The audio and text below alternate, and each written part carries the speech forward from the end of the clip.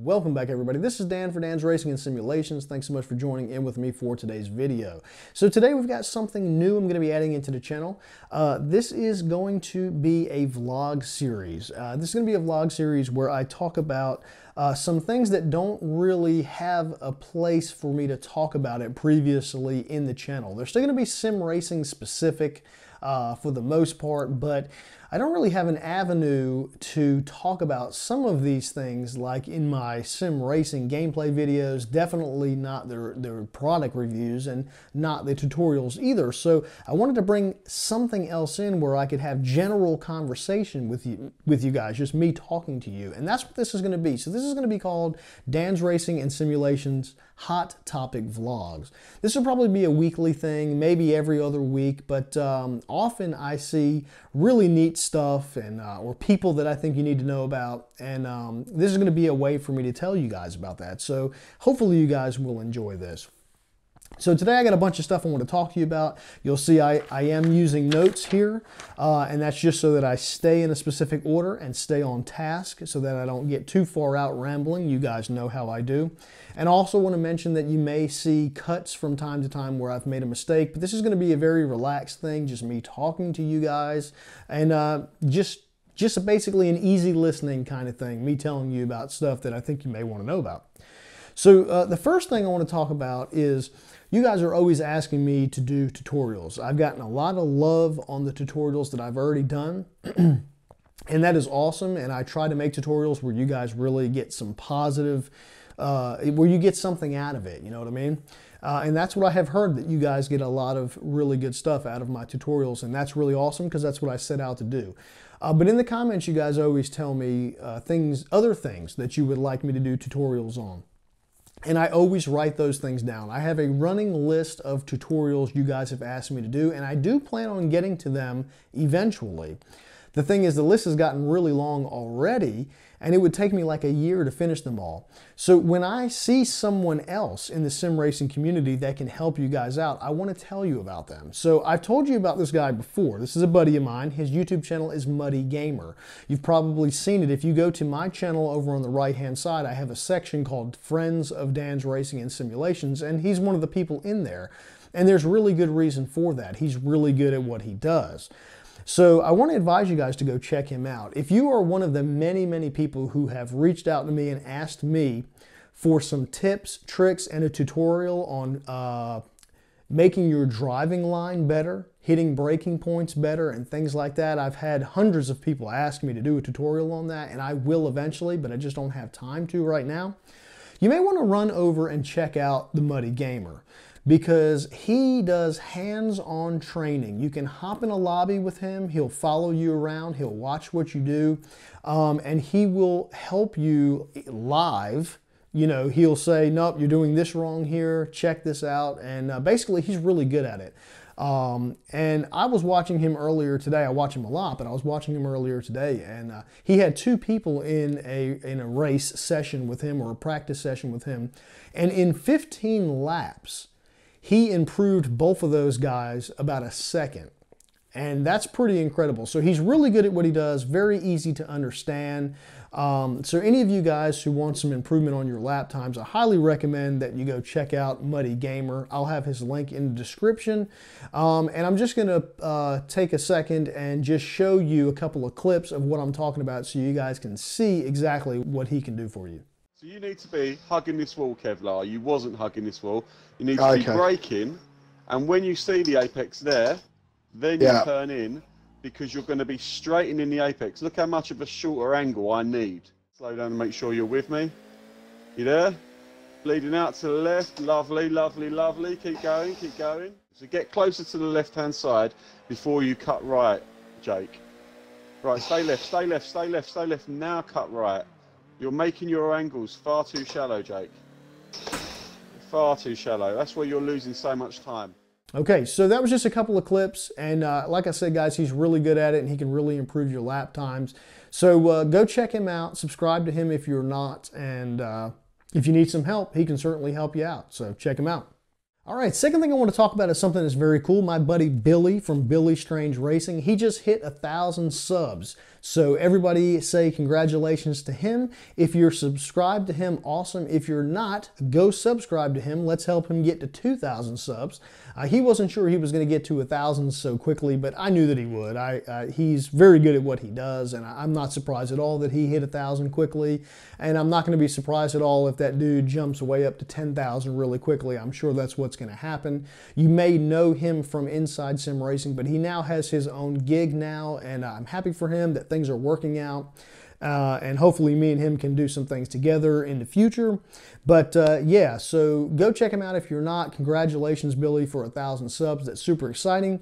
And also, he has got t-shirts for sale. So those of you who are out there that like to support the sim racing community, go buy a shirt from him and support him a little bit so he can buy some new products and all that good stuff. All right, on to the next thing, guys. This is kind of cool. It's not necessarily yet related to sim racing, but I think I have a hunch that it may be related to sim racing very soon. So, I know a lot of you out there probably heard of the company Madcatz. So Madcatz were very popular, I don't know, 4 or 5 years ago. They had a product line dealing with mostly computer gaming. They had mouses, keyboards for gaming, game pads for gaming, all kind of gaming accessories. And then they came out with a wheel. And that was one of the first wheels, I believe, that was compatible with the Xbox 360. I don't know what the deal was. They just weren't ready to jump into that market, I guess, because they just did not have a lot of success for their force feedback wheel. I think a lot of people initially purchased the wheel because it was one of the only options at the time that was compatible with the Xbox 360, but it just didn't have a whole lot of success, and I don't know if they just lost a ton of money on that deal, but not only did they stop producing wheels, but for years they stopped producing everything that they had. So that's very unfortunate. I'm not really sure what the details were on that, and I never personally owned one of the Madcatz wheels, but I have seen reviews and people talking about that they weren't the best. But they have, from out of the blue, come back. Their website just popped back up the other day. Somebody sent me a link to it and said, hey, check this out. Do you remember these guys? They're back. So I went and checked it out, and literally their website is back from the dead. And they have a whole bunch of new products up there, new mouses, many different new mouses that appear to be a lot better quality than the old ones. They've got new keyboards that appear to be a lot better quality than the old ones. I didn't officially see a wheel announced yet on their website, but I have this feeling, as popular as sim racing has gotten, that they are probably going to try to get back into the sim racing wheel game. So that is why I tell you guys, there's nothing official yet, but just keep your eyes peeled for the company Madcatz. Because I have this feeling that they are going to come back and try to come back strong and get into the force feedback world. So just keep your eyes out for them. Next thing up on the list, HTC Vive. So you guys saw my video a couple days ago where I talked about the possibility of next generation virtual reality being released, or at least being teased. And we haven't heard anything from Oculus Rift, and we may not, that's what I've heard. But we did hear some news, as I thought was going to happen, on the HTC Vive. And they have released information on the new headset called the HTC Vive Pro. Now, there's not a lot of information on it, but they have given us some, so I've got some things written out here in my notes. And so what HTC says, and I quote, "This VR headset is elevated in every way." And I also quote, they say, "It's the most immersive virtual reality experience available today." Now, to say that is a pretty substantial statement that they really need to back up. So for those of us in the sim racing community, we're only really interested in a few things dealing with virtual reality. What we care about is the resolution and the performance, right? That's what we care about as sim racers. I do have a few specs on that for you, and I'll give you the information that I have. So it has a new resolution of 2880 by 1600, and that's actually 1440 by 1600 per eye. So HTC says that is a 37% increase in pixels per inch, and they're saying it's up to 615 pixels per inch. So if you want to put that in perspective, if you use an Oculus Rift is only 461 pixels per eye. This is 615. So that is going to be a significant difference. Also, the screen resolution for the Oculus Rift is 1080 by 1200, and this new HTC Vive is 2880 by 1600. So that is a pretty significant increase. Obviously, I haven't put one on my head, so I don't know the full details, but it does sound like this is going to be a very big increase in virtual reality. And if nothing else, this gives us an idea of where we're heading. So that's pretty exciting. I do think it's ugly. It's very ugly. It's like this purplish blue color. You guys have probably seen it, and it's just not that attractive. I'm not sure why they went that route, but it is cool to know that the resolution did go up and we are going in the right direction. There are a couple of interesting things that I also read when I was reading up on it that are not particularly important, but I thought it was just something I'd mention to you. So it has an option to go with wireless connectivity. So that's pretty cool. It has Bluetooth capabilities. I read that in the specs. So I think you can upgrade. I'm sure it's not standard, but I think you can upgrade to use it wirelessly is what it sounds like. That may not be released initially, but at some point it will be released. And that's awesome because to be able to use virtual reality with no wires, that's really good. I'm a Oculus Rift fan myself, so hopefully they'll have that option at some point in time. The other thing that I think is pretty neat, again, not a very important thing, just something neat that I noticed when I was reading about it, is it has something that they're calling the eye relief lens adjustment. So this is pretty cool, actually. This is not an adjustment this way. It's actually a depth adjustment. So if you have glasses or something like that, you can move the lenses away. But if you don't have if you don't have glasses or anything like that, and you can deal with it being up on your face, you can adjust it right up on your face. And that will essentially add or take away some of your field of view. So those of you who are okay with it being right up on your face, you can adjust that depth and push it right up on your face, maybe get some additional field of view out of it. So that's pretty cool. I'm excited to see it. I don't know that I'll buy one. I'm not really sure when it's even going to be available yet, but there are some specs. You can go on their website, check out all the details on it. All right, so this last thing I intentionally left until last because I figured the only people who would care to hear about this are those of you who enjoy watching my videos enough to have watched this entire video. So I'm speaking to you that are still here now. Believe me when I say this, I have thought about this long and hard for a very long time before I came to a decision. Okay, this is something that it was incredibly hard for me to make a decision on one way or another.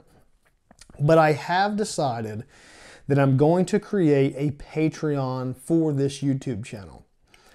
And I do not believe in paywalls. I will never put any of my content behind a paywall.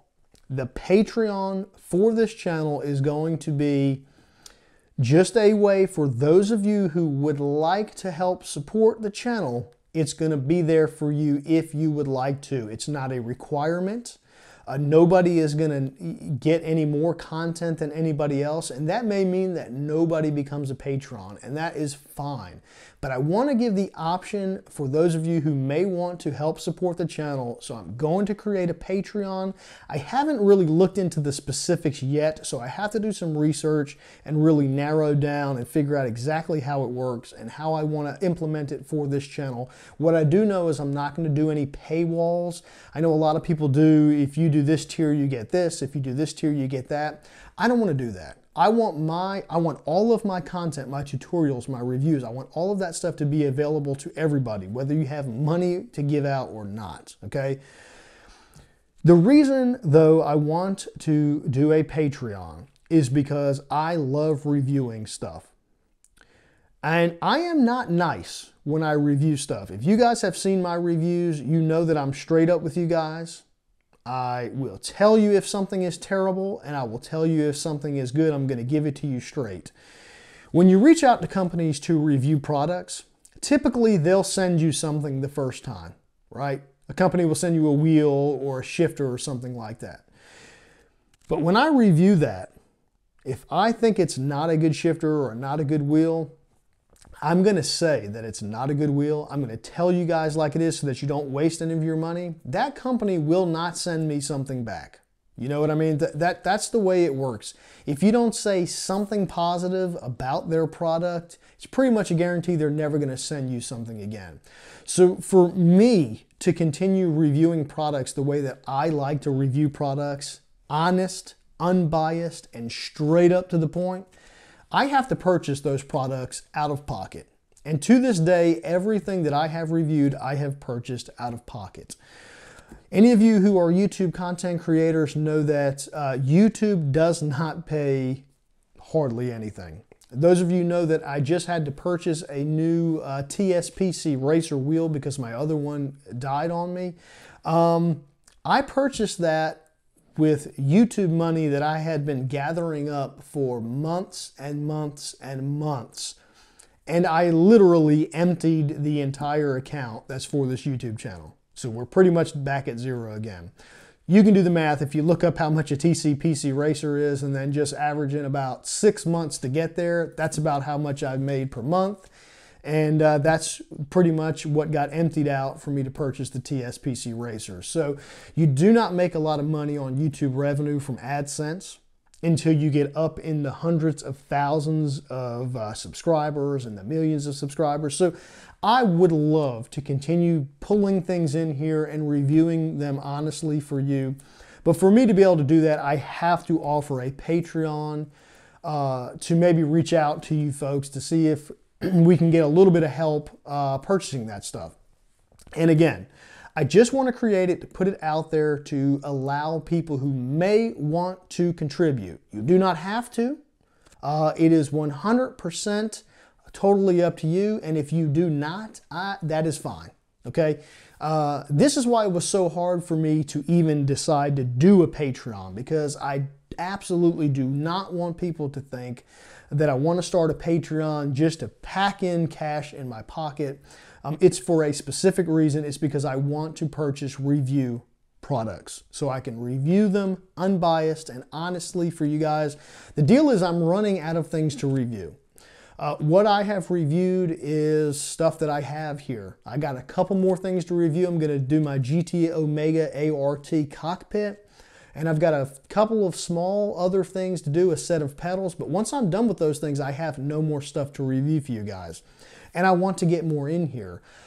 So the Patreon is just a way for me to put something out there for those of you who would like to contribute, if you want to, if you can. Like I said, again, I'm going to say this over and over again. If you can't, that's fine. I'm not going to put anything behind a paywall. Those of you who contribute to the Patreon, I'm going to tell you straight up from the beginning, you're not going to get anything else that the general viewers get. And that may make you not want to contribute, and that is perfectly fine. But I don't want to put anything behind a paywall, and I will never do that. If it means I never make a dollar from Patreon, that is completely fine with me. But what little we end up making, hopefully we will make a little bit from Patreon. I'm going to try to implement that into purchasing new products to review unbiased and honestly. So that's it, guys. I'm going to do another video probably eventually once I get some more details on Patreon and stuff like that. With the actual details of how much and all that stuff, because I really don't know yet. But let me know if you don't mind. If you've watched the video long enough to get to this point, if you will, let me know in the comments. Have I made the right choice with this? Did I make the right choice choosing to create a Patreon? And did I make the right choice creating a Patreon that has no paywall, if that makes sense? There are a lot of people out there, I'm not going to say names, but there are a lot of people out there who create Patreons and they make these tiers and they say this tier gets this tier gets this, and this tier gets this. But none of that stuff ever happens. You know, I know people who do that, and I don't want to do that. I'm not going to do that. So I don't even know if there'll be a tier. You may have to do tiers. I don't know. I don't know what the amounts will be. Don't know what the tiers will be. But what I do know is I'm not going to put anything behind a paywall. So whether you can contribute or not, you will always still be able to see my content. You'll always still get access to my unbiased reviews.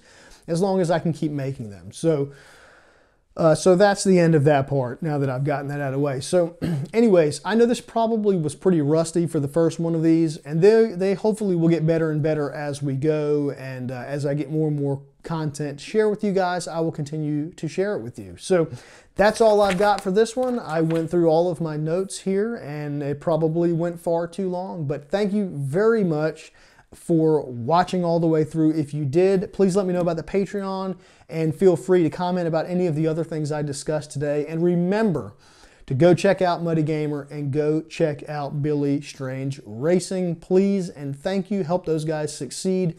We are a very small niche community, and it is up to all of us to help each other out so that we can grow as a whole. As always, guys, thanks so much for watching, and I will talk to you in the next video.